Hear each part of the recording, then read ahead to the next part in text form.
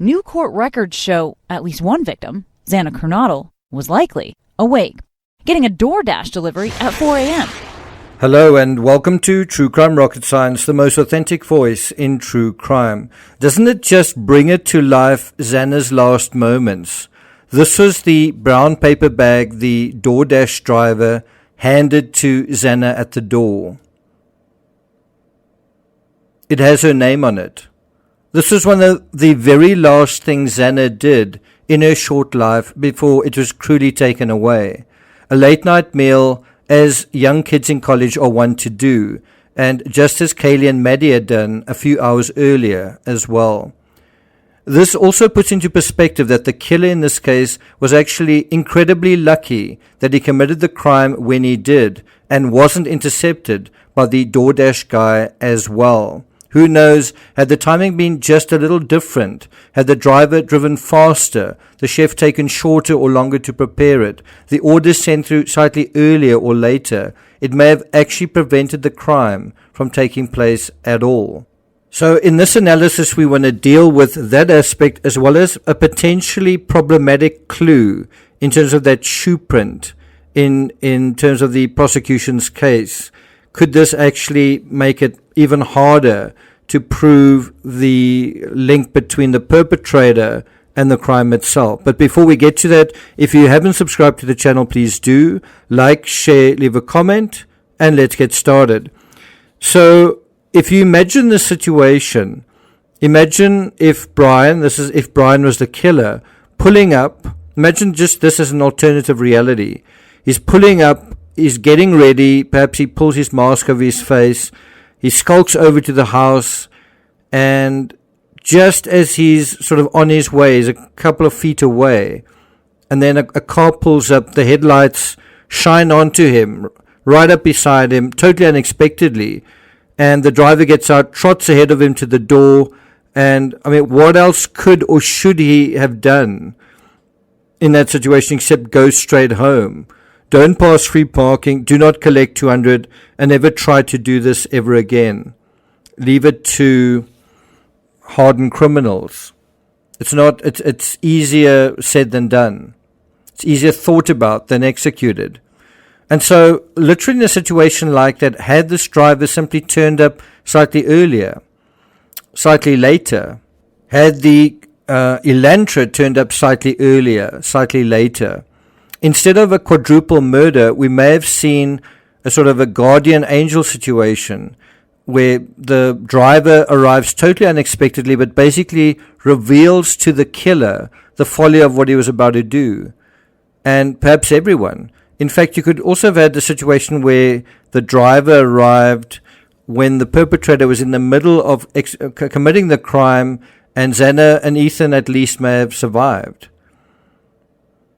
But if he'd arrived even earlier than that and sort of kind of shone his lights on the vehicle and on the guy sort of a few feet from the door, you could have had a situation where perhaps everyone, including the killer, would have gone on to live happily ever after. A case of lesson learned, I won't try that again. Now, to imagine that the fates of folk, the fate of one person can turn on so narrow a set of circumstances, it's pretty humbling, isn't it?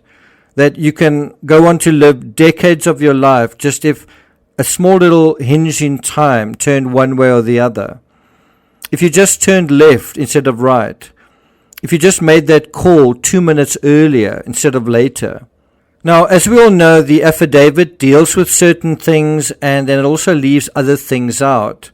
Now, someone's husband, someone who's one of my Patreon members, her husband, was looking at what was going on, looking at the fabric, looking at the circumstances, and he made a comment that this food order, what was going on at sort of 4 o'clock in the morning, after a party, right, coming home, being at home for a while, and then ordering food, that this order likely followed sex. Doesn't that make sense that if you were hungry when you arrived back, you would order food, but they'd already been back for more than 2 hours. So what was going on in that sort of interim period? And so when the killer entered the room, it was in a scenario following sex, and perhaps Ethan was, you sometimes have a situation where the Guy falls asleep.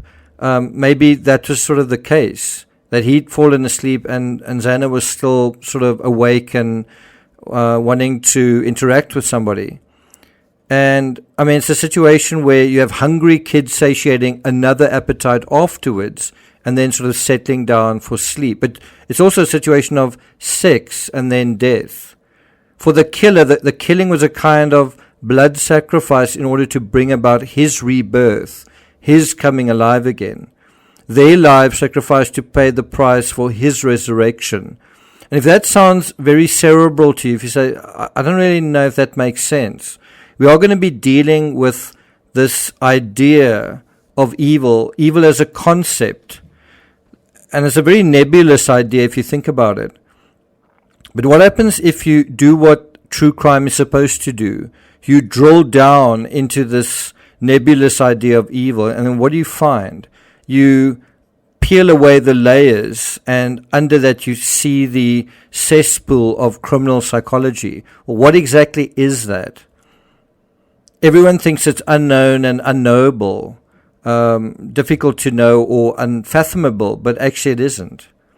So we're going to deal with that in a live stream following this analysis, but it was really about their lives to demonstrate his resurging power, their lives to show his strength. And it's power, intellectual power as well as social power. It was social in terms of his sway over an entire town, looking for him that couldn't find him, was now living in fear. His fear had now become their fear. His sort of coveting of these people's lives now inverted into a kind of reverence for someone that they didn't even know. But that was okay. He did know who he was. He did know, he did have the delight in knowing what they didn't know, and now he could hold that over them.